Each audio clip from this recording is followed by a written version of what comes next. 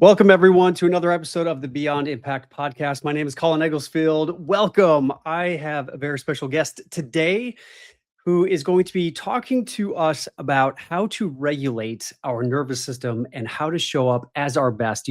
I do my keynote talk. It's called How to Own Your Moment, when the moments in life matter most. And whenever we are doing something in life that matters, whenever we are wanting to perform at the highest level, a lot of the times our nerves can kick in and can get in the way of us really, truly being able to perform at our best. Today, my guest is going to be talking to us about how to regulate your nervous system, how to support yourself when you are about to give a speech, or if you're doing Zoom calls, or if you are just someone who is a high performer, whether you're a mom or a dad, or you are having to give a presentation, or just basically do anything in life. Because nowadays it seems like we've got to just really be humming on all cylinders to be able to be successful in life. So we're going to be talking about what success is. We're going to be talking about how she supports her clients. She's got a book that's going to be coming out in the fall, and she just got notification that she's going to be doing a TED Talk. So today I'm excited to welcome, her name is Rubina Chadha, and she's an internationally recognized mindfulness educator. She's a creativity mentor. We're going to be talking about how creativity can be used as a modality to deal with stress and anxiety. And this is something that I'm excited to talk to her about, because as a creative myself, I find myself, whenever I am stressed out, I lean into my creativity, and it's my way to deal with a lot of the stress that comes along with being an entrepreneur and an actor. She's also a leadership speaker who helps leaders and organizations move from burnout into clarity, resilience, and aligned leadership. She's the founder of Inner Design. This is her proprietary, this is her business, and this is her proprietary modality that she uses. And she's going to be sharing that with us today, which is a powerful framework that blends breathwork, nervous system regulation, mindfulness, and creative practice to help people perform at the highest level without sacrificing their well-being. And Rubina has been recognized globally for her work, including being named Most Impactful Woman of the Year for her feature in the docuseries Women in Power on Inside Success TV. And she's also an award-winning AI artist and executive contributor to Brains magazine. Her work bridges ancient contemplative wisdom with modern neuroscience to help leaders regulate stress, unlock creativity, and redesign success from the inside out. Without further ado, ladies and gentlemen, please welcome to the stage Miss Rubina Chadha. How are you doing, Rubina? Great to see you. I'm doing well. Thank you, Colin. It's so good to be here. I'm doing great. Yay. So we met last year at a conference in Las Vegas, which was hosted by Broadcaster Authority, Tamara Thompson, who I've had on Beyond Impact. She's an amazing woman, and she just brings together some amazing people. And you are one of them, Rubina. And I'm excited that you're here today to talk to us about how we can support ourselves with everything that a lot of us are up to nowadays, having to be wearing different hats and assuming different personalities to be able to play the different roles that we play in our life. So would love for you to just share a little bit about who you are and what it is that you specifically help your clients with. Yeah, so I basically, my background is actually in design and creative education. So I began looking at leadership through that lens. In design, we're very intentional about what is structured, and we design things like architecture, products, systems, brands, everything.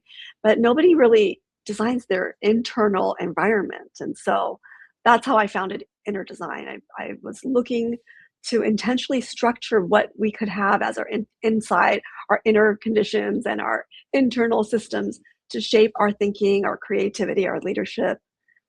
That's what I'm doing here. And how did you get into all of this? What would you say your background is, and what's your experience? I was raised in an Indian family in the US. And so I think I was always just looking at the background that I came from and looking into what were these ancient traditions that passed through my lineage, and how did that play into this, the modern West. It was that East meets West kind of mentality and bridging. It was always with me. I think since my teens, I was always struggling and always kind of looking and saying, which one is it? Is it these ancient, principles that come down my lineage, or is it this Mm, modern Western thinking? And eventually, finally, they merged in a way that I thought, oh, this is really what it is. This is what will help people. This is how I can bring this to others to understand. Now we're so lucky that neuroscience actually backs all of this ancient knowledge, all of these principles. They actually back it mhm. as functioning systems. So that's what I love bringing for people. I kind of think of it like, we can't just all do yoga when we're in the conference room or in the boardroom. And so it's principles from those practices that we can really use to function. Or, we go to yoga, we are great on the mat, and then we leave it and we get in LA traffic like you and I are facing often.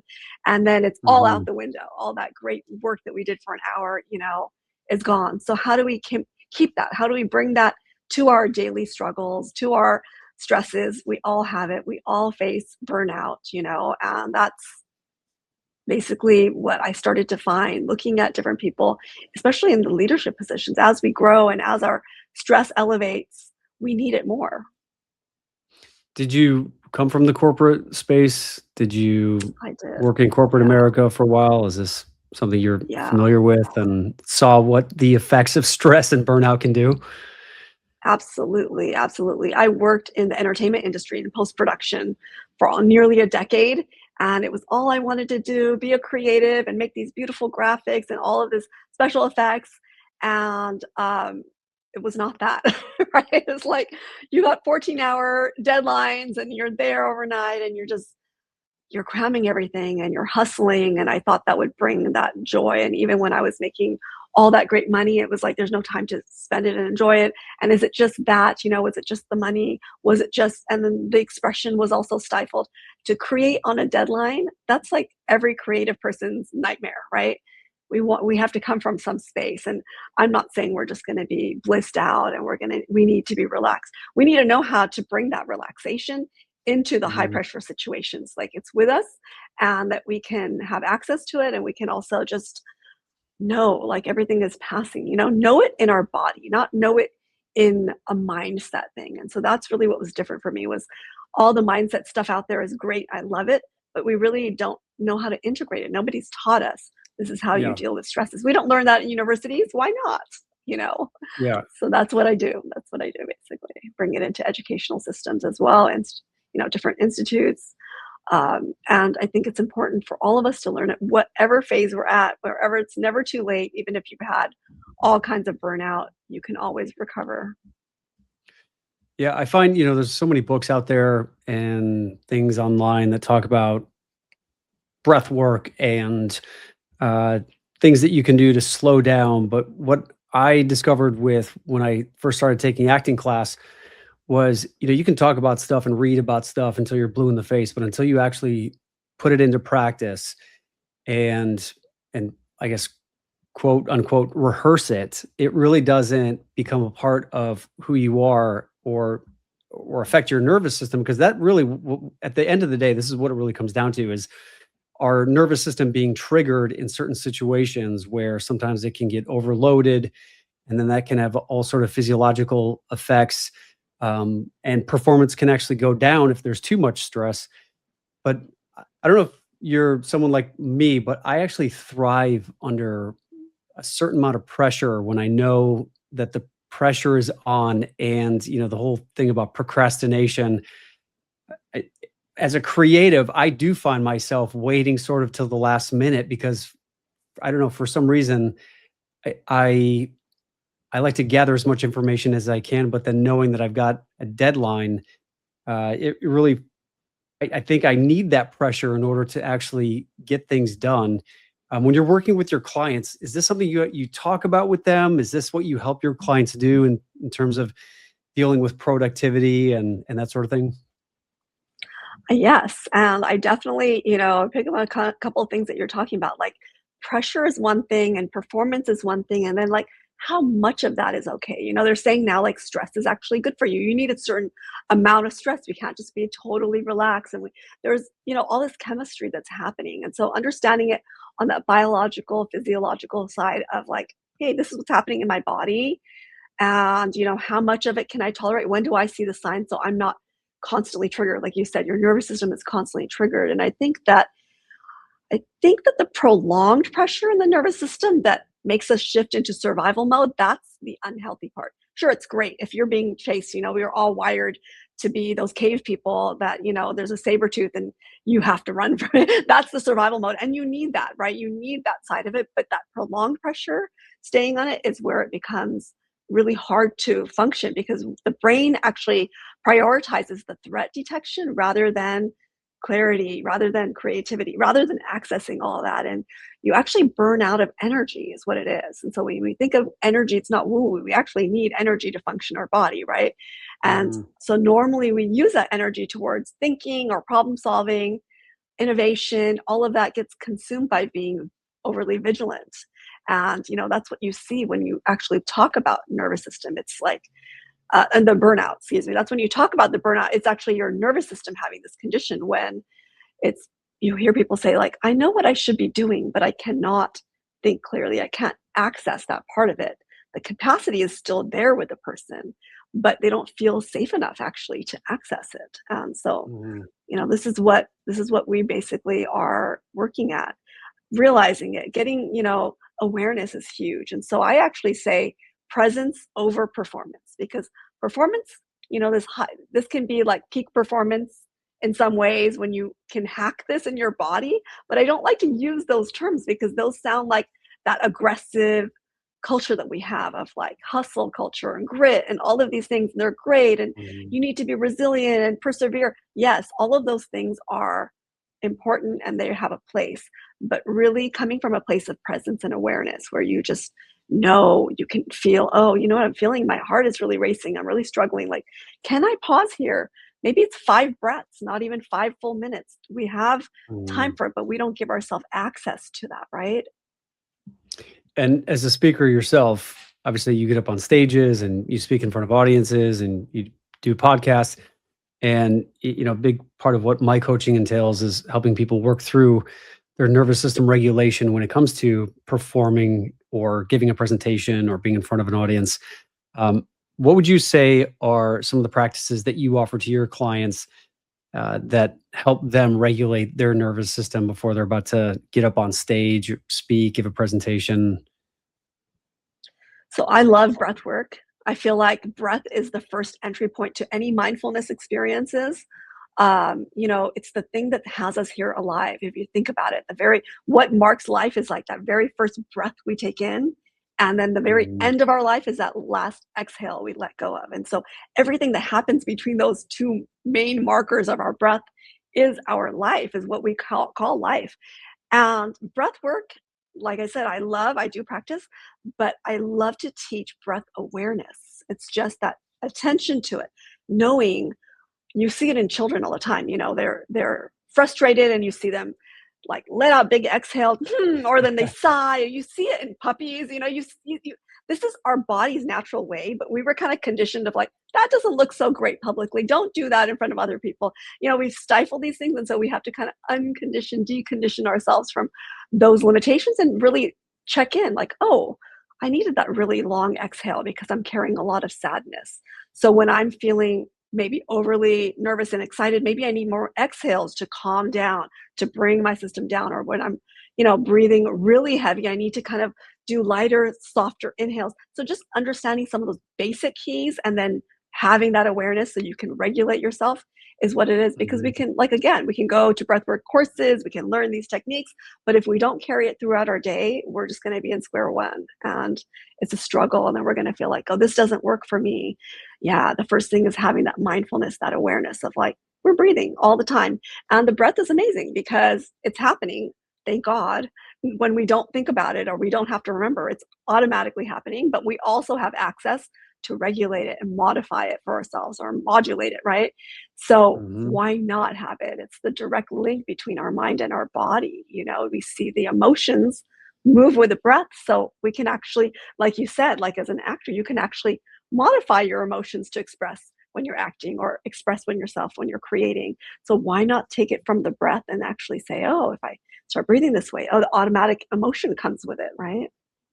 Yeah, it's funny you say that because I've noticed sometimes in my auditions, especially when I was first starting to go into these rooms where they were very pressure packed, going in for the fourth, fifth, sixth audition for a TV role or a film, and I would find myself in the waiting room, and I would just be like, "Oh crap! I don't think I've breathed or taken a breath in the last like minute or so." And so just slowing down and being conscious of slowing down my breath. And then even in the audition, I've noticed my access to my full range of the ability to emote and express emotions happens I, when you just consciously slow down and take a breath. I know it sounds trivial because we breathe all day long, but when there's a difference, I think, between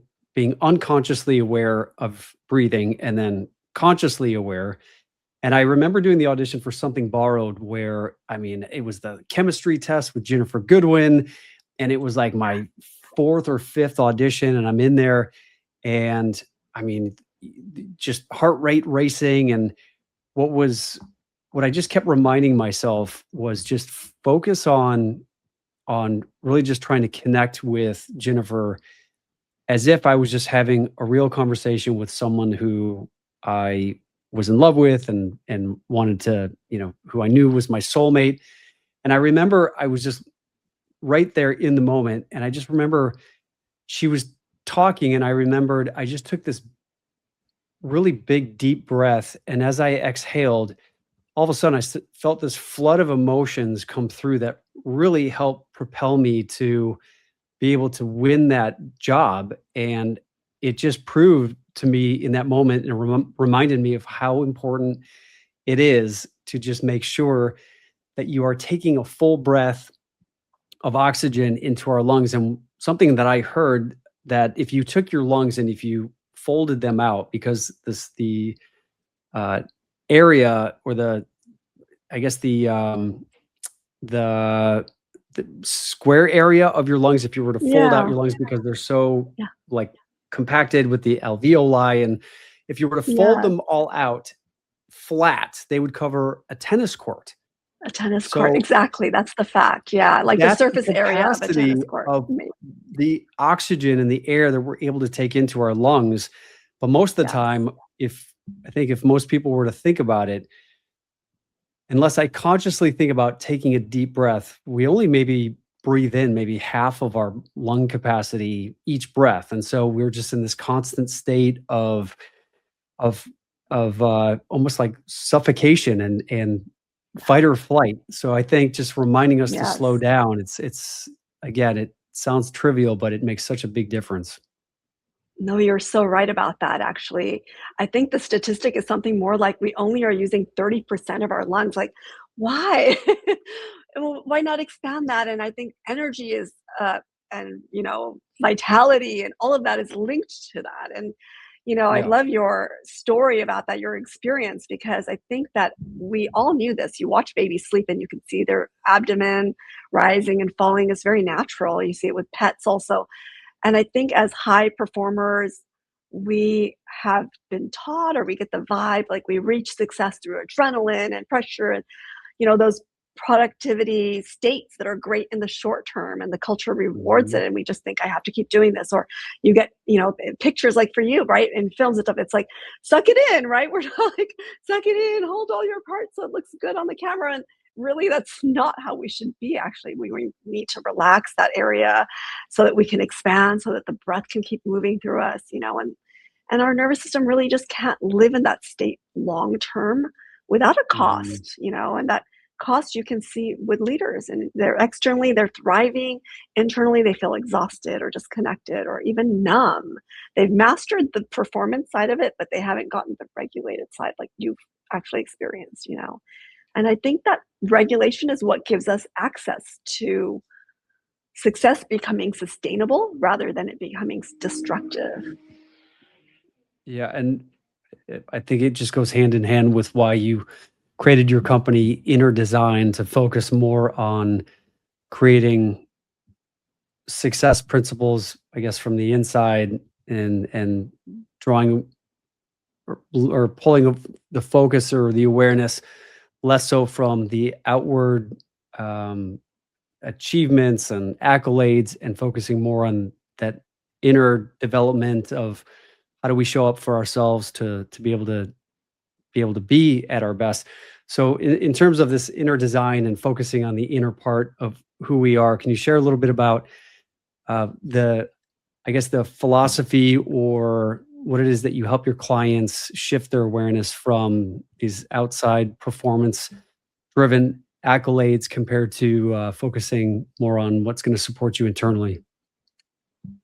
Yes, so it's definitely, breath, mindfulness, that attention, emotional regulation, reflection, creativity. All of these are not random experiences, they're design elements. So if we think of design having form and function, they have form and function. And so when all of those elements are designed, then people can operate from that clarity.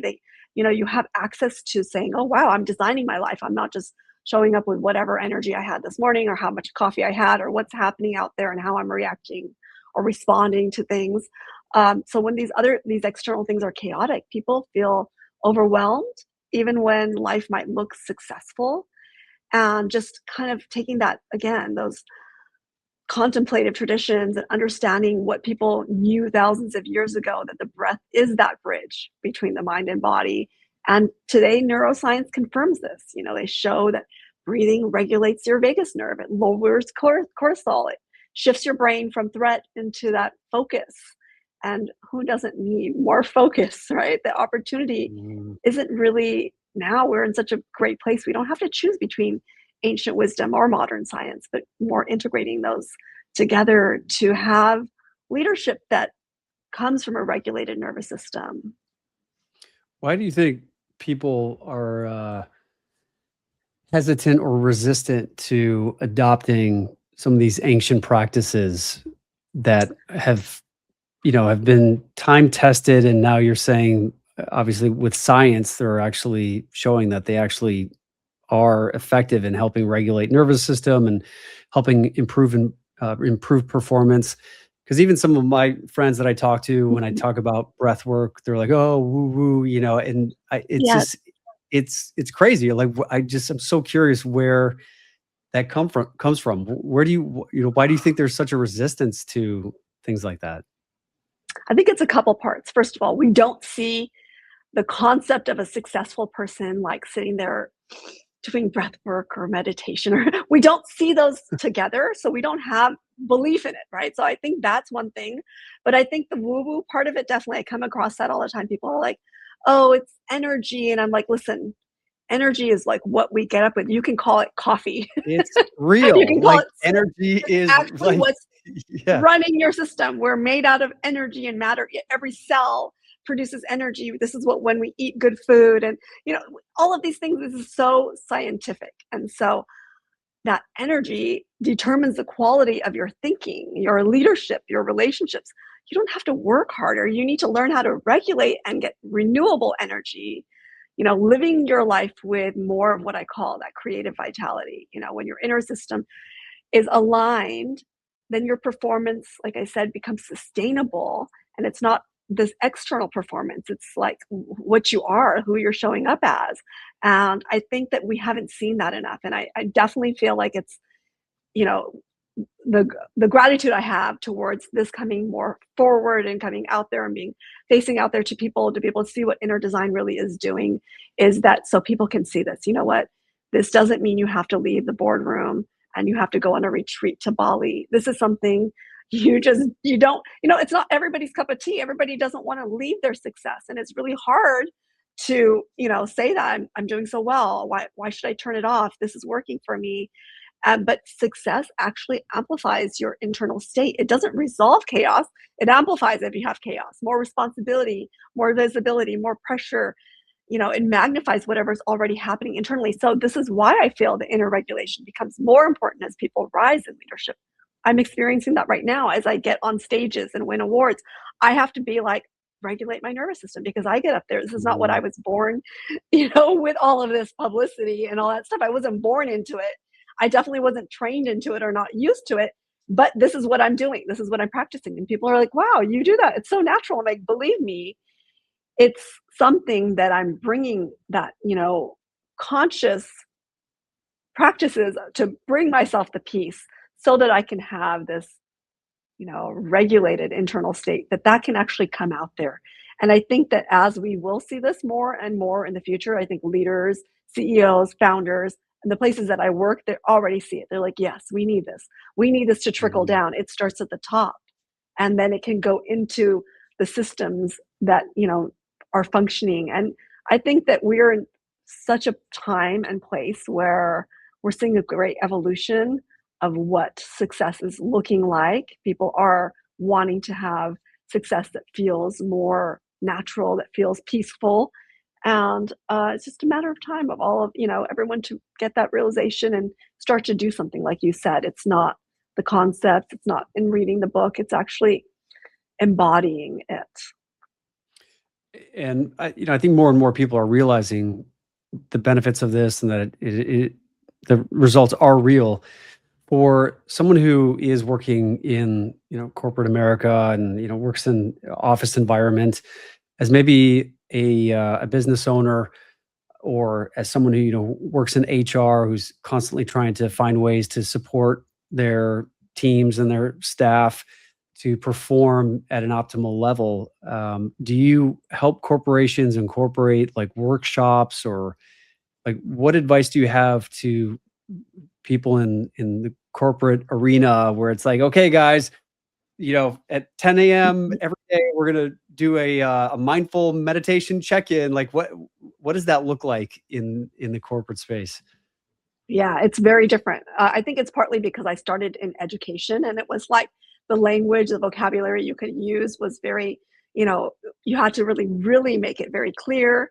And so it's in the prompting, it's in like small words that bring mindfulness rather than saying the word mindfulness necessarily. It's about self-awareness, it's about things like we know emotional regulation, having clarity of values, the capacity to pause before reacting and how to do these techniques, how to more than just the terminology of what it means, what it sounds like is, bringing that supporting decision making. I mean, every CEO out there knows and hears me when I say this, like the most exhausting thing, the highest level of fatigue is from decision making.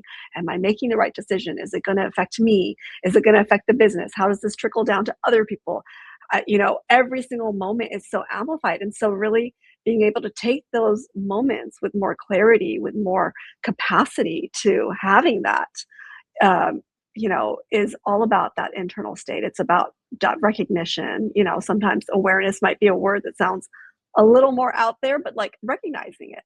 Oh, this is Mhm. what happens when I'm in alignment with myself. And I think it makes them happier. And what I see all the time, I mean, so many of the founders of the companies, which is basically my entry point. I don't go in through like HR and stuff like that because they're like, yeah, well, we gotta get, I'm like, just get me to the person who makes the decisions and let me show them what we're gonna do and let them experience it. And it's always instantly like, yes, I need this. This is what we represent. And I'll say it this way, like mindfulness is sustainability. Sustainability is mindfulness. They are together. And as we look at that in the global picture of it, because I work worldwide, I have that, international clientele, everybody is realizing we need to figure out how we can utilize, something that can last longer as we see systems crumbling all around the world, in scary ways and unfortunate ways with a Mhm. lot of pain. The you know, rebuild of what that is going to come from this place of sustainability. And I'm not just talking about the ecological, but yes, the ecological as well, but also just the internal. Like, how do we have something outside sustainable when inside is not sustainable? It's not literally sustainable for us to function Mhm. under burnout, for us to function under high pressure. So, how do we get to that place where we can have something that's sustainable? And then we get, innovative ideas. We all know that, right? You know it as a creative. When you get those ideas, it's in the shower when you're relaxing, nice steam around or whatever it is. We Mhm. can't always go and create that on the outside, but how do we mimic that? Like, what else is happening? You're taking deep breaths, bringing in that steam, you're accessing that, right? We know we can live without food and water, but how long can we live without breath? So there's your answer, Very I think, true. in it all. And how does creativity help regulate the nervous system and prevent burnout? Creativity, that's just it's my sweet spot. People are like, "Why do you bring creativity with it? Why don't we just talk about breath work? Why don't we just talk about, all this other stuff?" Creativity is the expression of anything creatively. First of all, let's back up. Let's define it. People think that creativity is about art, but Right. creativity is actually a biological process. It's your brain making new connections. And we know this. Anytime you have to find a new route home and you're driving in traffic, your brain, they say to try and do that, take different routes home because it's good for your brain. That is using creative problem solving. Okay. So, creative problem solving is one way that we take the creative expression to shift the nervous system out of stress loops and into exploratory ideas. What if I went down this road? What if this, oh, it looks like no one's going here? Even those simple things, we all are facing simple things where we need to solve problems, right? So this is why Mm, also when people draw, write, they build something or brainstorm ideas, you feel lighter after. And I'm not talking about drawing. I'm not a person that loves to go to my sketchbook. I am formally trained as a commercial artist, but I cannot draw to save my life. So I mhm. don't I'm just talking about doodling. I used to watch my mom growing up. She'd be at the phone, the landline, plugged into the wall with a notepad, and she would be on these intense conversations. She, ran a business herself, and she would doodle these great, beautiful little floral patterns. It was creative energy moving through her in maybe a stressful moment, whatever she was discussing, instead of like trapping her in that, feeling of like, "Ah, what am I doing?" It's just automatically what happens. So when we have access to something so simple, you know, we we feel better. Who doesn't want to feel better? And it's a really easy access point that you can do in the boardroom that you don't have to feel like, oh, it's a woo woo thing. What about if I just scribble some things and start to see what the scribbles turn out to be and what's happening? And then observe at that moment what's happening with my breath as I let go of having this outcome driven, right? I always talk about we're so production oriented, everything is outcome driven.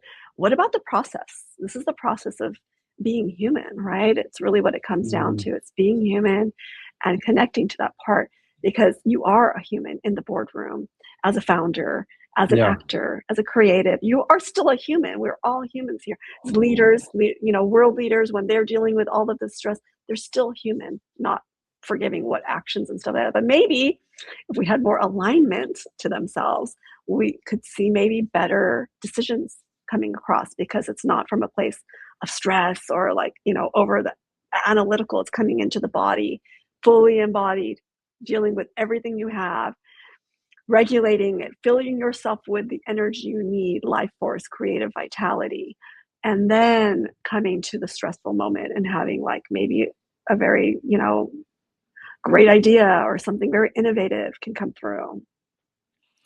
And when you're working with your clients, is it like a certain number of weeks that you do this? And just in terms of like practically implementing what you're talking about into someone's daily life, because it's like, you can't turn on social media right now without seeing what's going on all over the world. And there's just this, I think, constant low grade anxiety that a lot of people are just experiencing. And I think people are waking up and they're just agitated and they don't even know why. I mean, I find myself feeling that like that sometimes.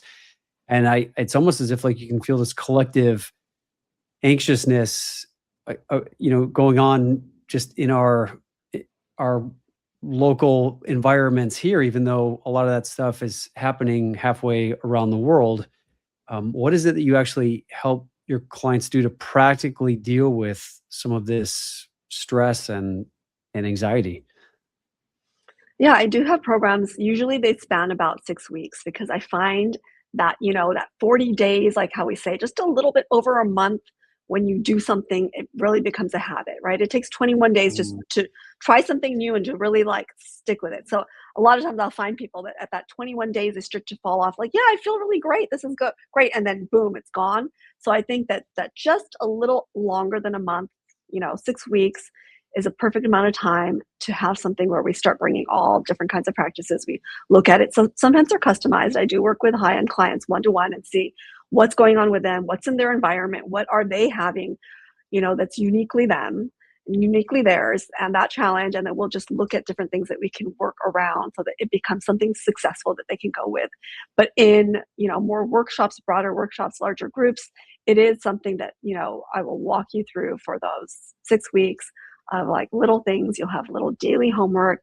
I mean, it kind of happens, even though I don't necessarily call it homework, it becomes more aware as we become more aligned to ourselves. We notice. That's what it is. Awareness is just noticing, like, oh, now I notice it. Now I don't turn off that noticing it because it's something that's brought to my attention, something that I've learned. It's like when we learn our ABCs in kindergarten, we don't forget them in first grade or in eighth, nor do we forget them later in our life. It becomes something that you carry with you. So this is kind of like the ABCs, I guess, in a way of breath work, mindfulness, awareness, and bringing those practices through the day.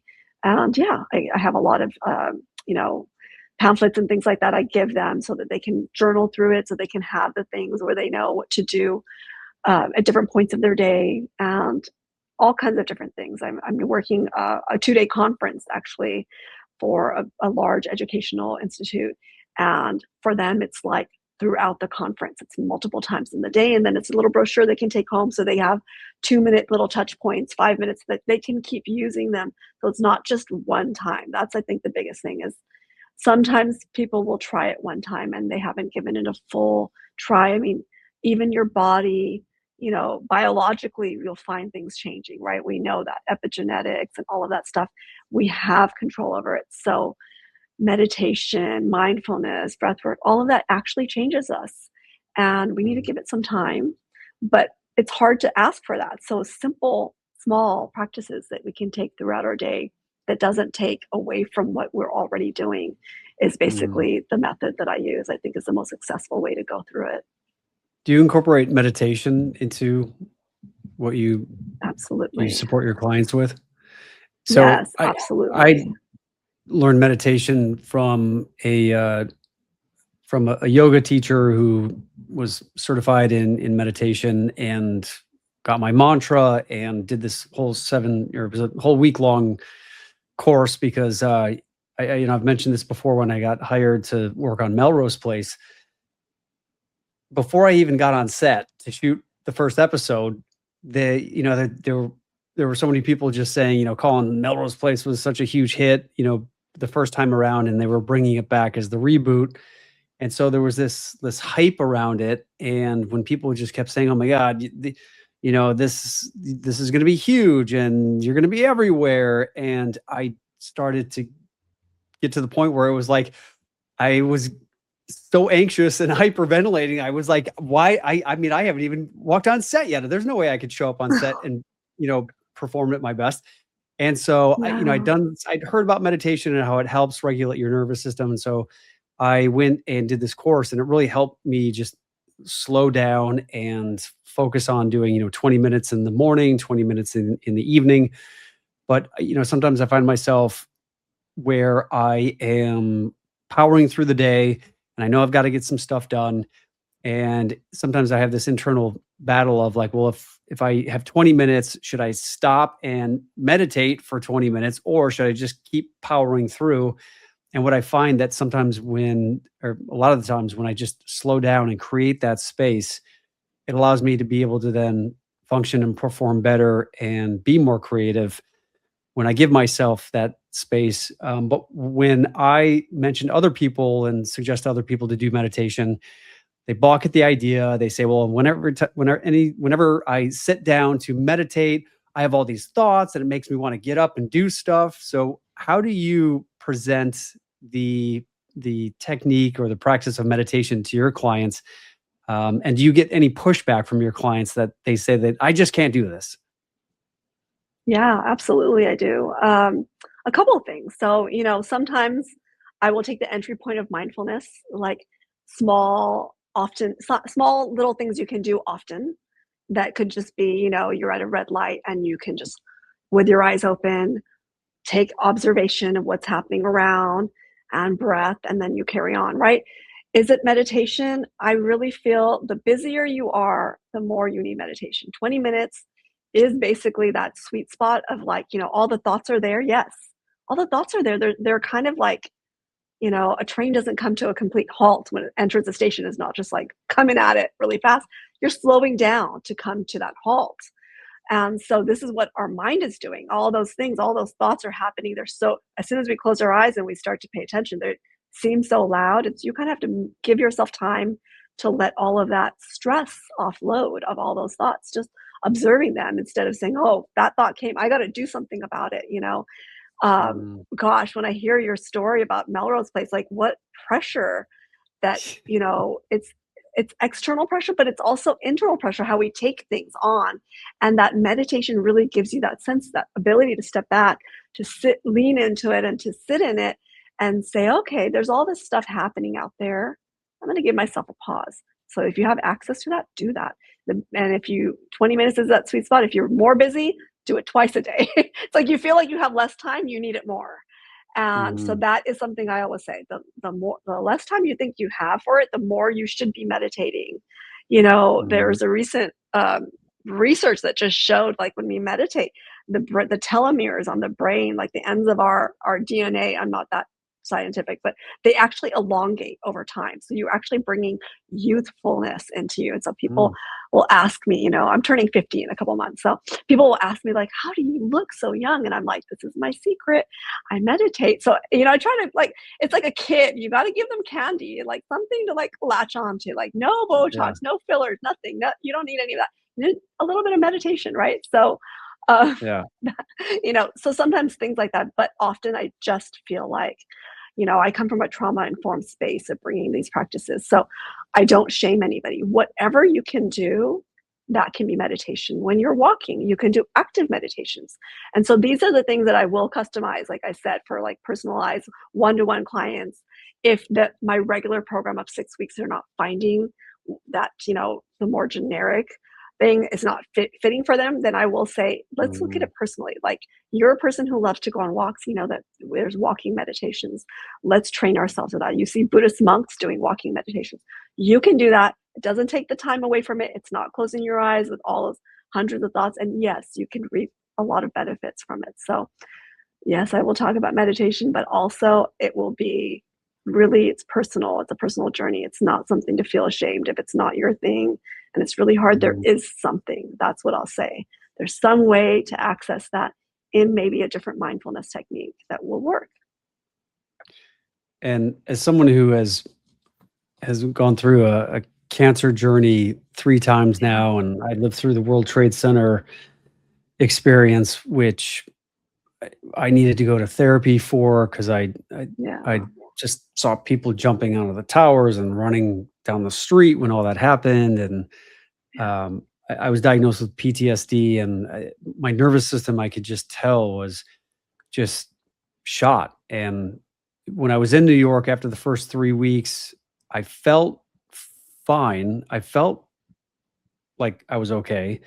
And then when I left Manhattan to go to Newark Airport to fly back to Chicago to just get out of the city for a bit and go stay with my sister, um, I noticed as I came through the Holland Tunnel and was driving down the New Jersey Turnpike, and I looked across the Hudson River and saw the smoke coming out of the lower part of Manhattan. I just started feeling this wave of emotion coming up, and I, went into Newark, checked into the gate, went through security, and I got to a restaurant and I sat down, and I just remember the waiter coming over to me and asking me, what I wanted, and I instead of telling him I'd like, a cheeseburger, I just started bawling.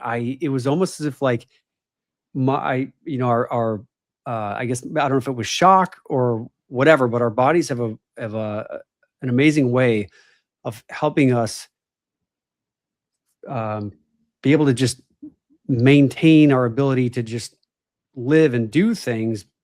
But it made me Yeah. realize that internally, underneath all of that, there is a lot of stuff that we suppress, and that if we don't give it that space to come out, it can have these systemic issues physiologically that I think a lot of people just never really have the create the space to deal with.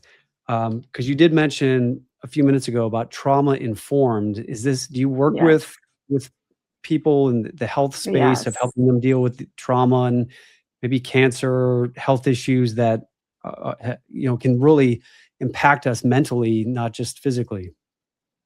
Yes, yes.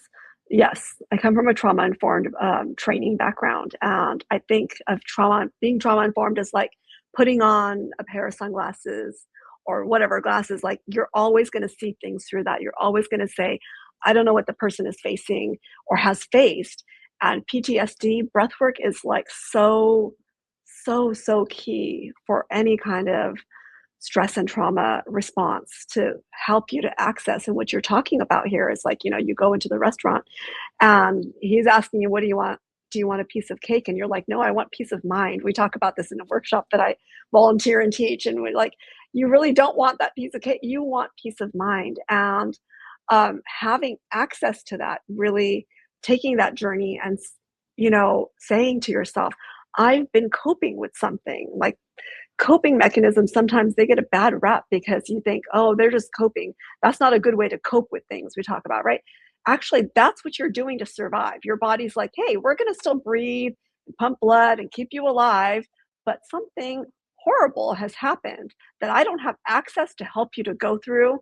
You're going to have to Mm, take your body and your physiology and your mind, your thoughts. You're going to have to take all those accesses. Yes, a mindset access is important, but it doesn't go deep enough, right? And so that's why this having these different tools that actually go in physiologically to say, yeah, oh, you've been coping. Like, actually be kind to yourself. Like, wow, thank God my body's been walking and functioning and breathing for me, and my blood has been pumping, and I could just because I'm so stunned with the shock of mm, something that I've had to face in my life. And sometimes they're not even huge. Not to say that that is really a huge trauma to face, but there's sometimes even mini things that will trigger us, and people are like, that's not a real trigger. Yeah, it depends how you're experiencing it, what internally you're remembering, what thoughts are linked to it. That's what these triggers are. And so telling yourself, yeah, I'm coping, and that's doing the best thing. It's kind of like a pat on your back, like, good job.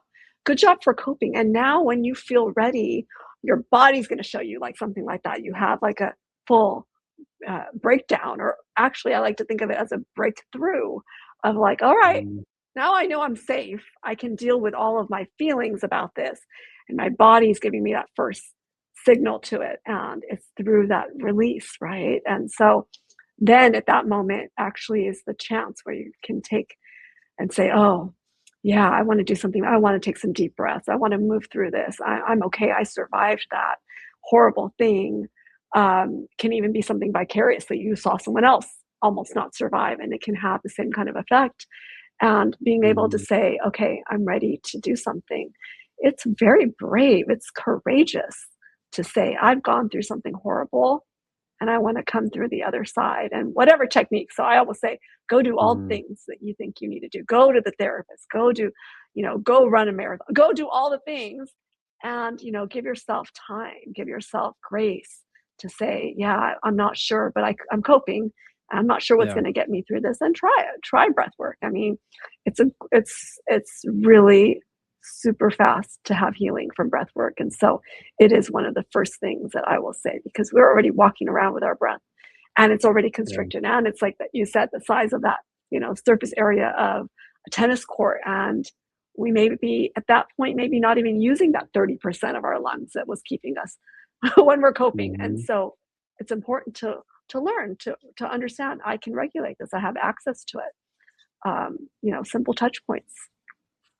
Yeah, I definitely think it is courageous to be able to recognize this stuff and to advocate for yourself to be able to get the help that you need. Because especially as men, we tend to be stubborn and think that we can just figure it out on our own. But like what you talked about in terms of creating a safe space for people to just work through this stuff, I have to say, Rubina, you definitely create that safe space feeling where someone could share some of these things that may be intimate. And I think what you're doing is amazing work. And I just want to be able to let everyone know if they are interested in contacting you to be able to maybe set up some sort of discovery call to be able to just chat with you about how you may be able to support them. Again, Your website is theinnerdesign.com, and you can be also reached at the official Rubina on Instagram, correct?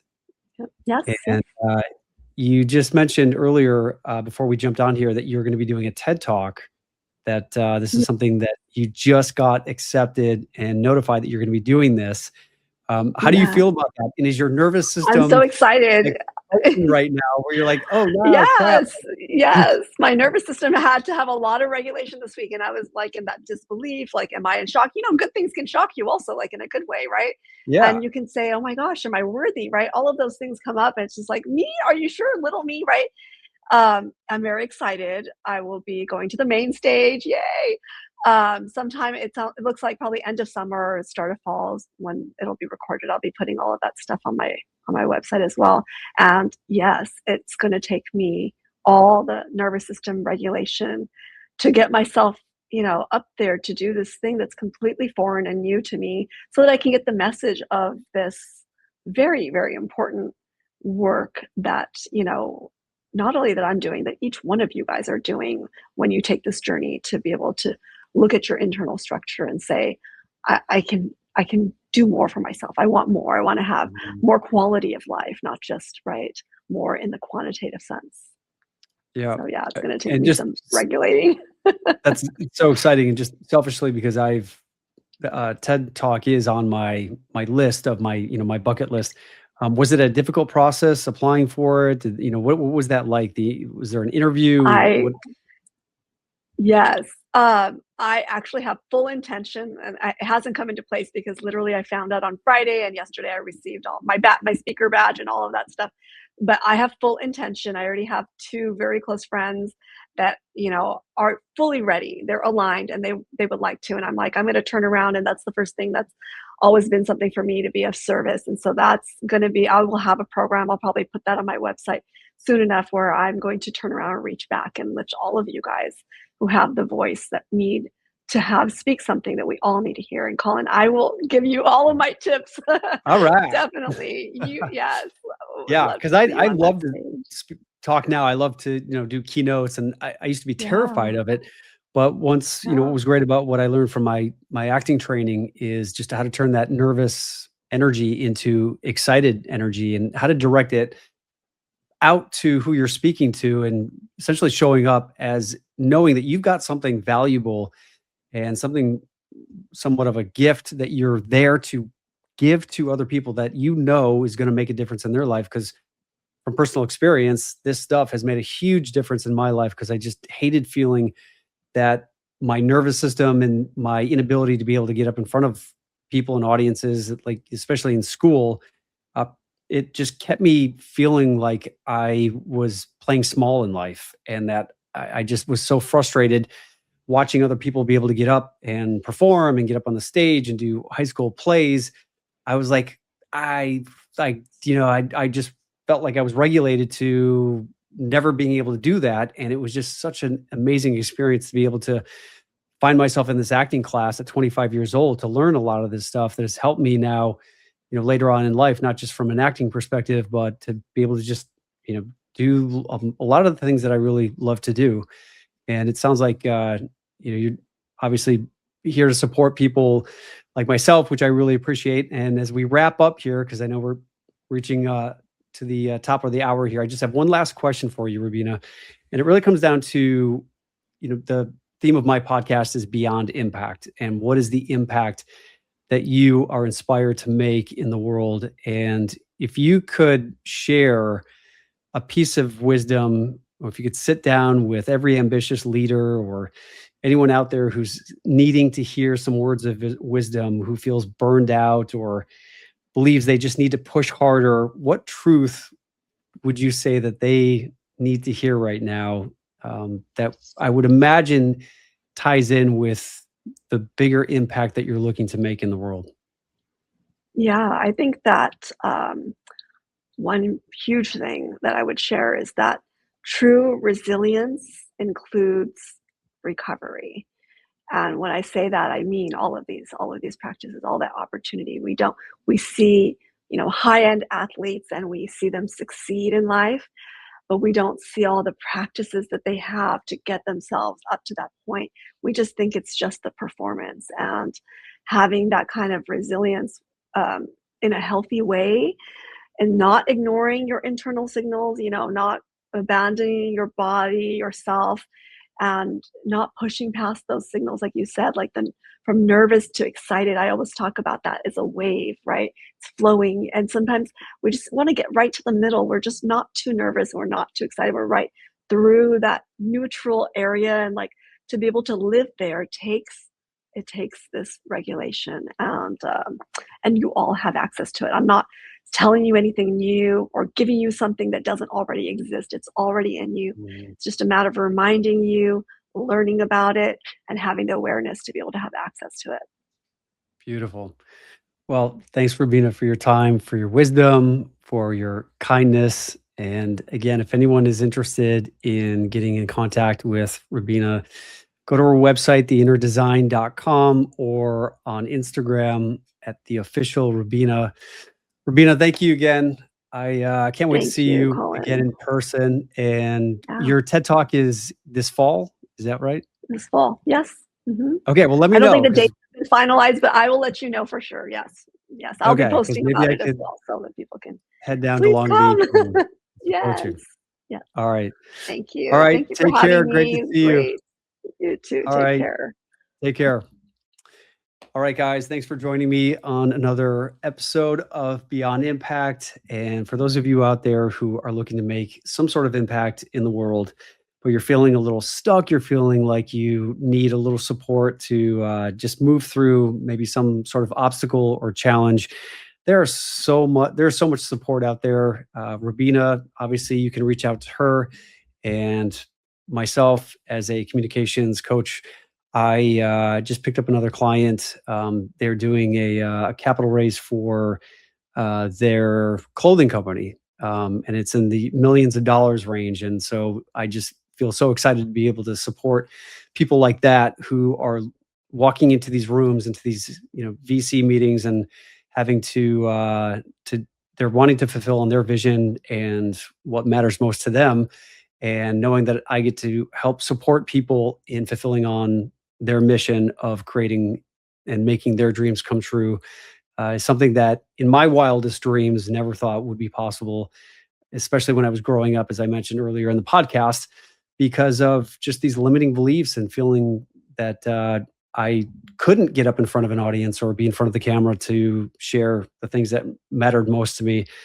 And like anything, things are learnable. You can adapt. As human beings, we have the amazing ability to be able to adapt to certain situations. And one of the things I talk about in my Beyond Impact training and in my Inspire course, which is all about rewriting the life script of your life, is that Broadway actors usually take on average about 6 weeks to rehearse to be able to get up onto the stage on a Broadway stage to be able to perform and really truly inhabit that character. But during that 6 week period, they go through, and we as actors go through this period of the imposter syndrome, where we're really learning how to play this role and put into this character what is necessary in order for this character and this role to be able to fulfill on the integrity of the story that's being told. And so it's really important that you get dialed into what story you're telling. And as that could be as a professional, that could be as a mom or a dad, could be as an athlete. You got to really be dialed into what is the story you're telling? What is the bigger legacy impact story that you are up to in life, that you are inspired to tell? And then once you identify what that is, then we can start to build the persona, the self identity of that role that is necessary in order to be able to fulfill on that. And when we are younger, we are told who we are based on where we went to school, where we were raised, where we were born.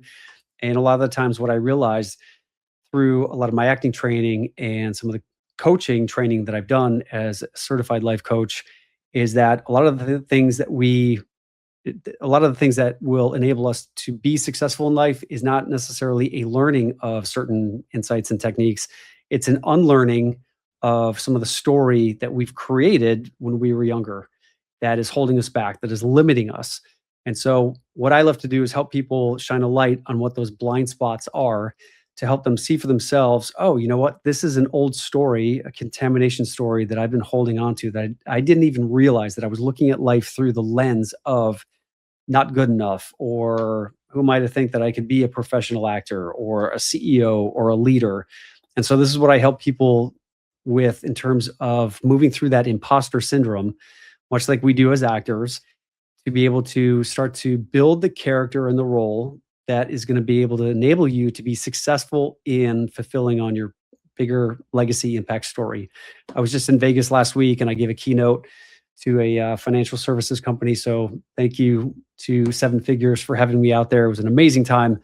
And again, the name of my keynote is Own Your Moment. So if anyone out there is interested in having me come to your organization or your corporation to be able to share some of these insights and these principles, to be able to be more confident in front of audiences or the camera, or just be able to connect more authentically with people. Because when we look at our favorite actors and our favorite performers, we don't connect with them intellectually. We connect with them from here, from our heart center. And this is where it's important to draw your awareness, or to bring your focus back down into fully integrating your message into who you are as a whole person, not just someone who's showing up to be able to try to intellectually share some information and hoping that people resonate with it. People resonate more with how you show up rather than more so than what you say. So this is a lot of the stuff that I share in my Beyond Impact coaching. So if you're interested in learning more about what my coaching entails, you can go to my Instagram and just click on my bio. There's a link tree down there, and you can just type in. There's a little form that you can submit to find out more about what I can do to support you with wherever you are at, whether that's just being more confident in front of the camera or in front of audiences, or how to communicate more effectively with your spouse or your kids. This is what I love to do, and I would love to support you. So feel free to reach out. You can also email me at info@colinegglesfield.com. And in the meantime, thanks for tuning in, and we will see you next time. Oh, and by the way, if you liked what you had to hear today, would love to have your support by hitting that subscribe and that like button down below. I really appreciate it. It allows me to be able to continue to have amazing guests on here to support you in everything that you are up to. All right. Until next time, I will see you later, and have an amazing week. Take care.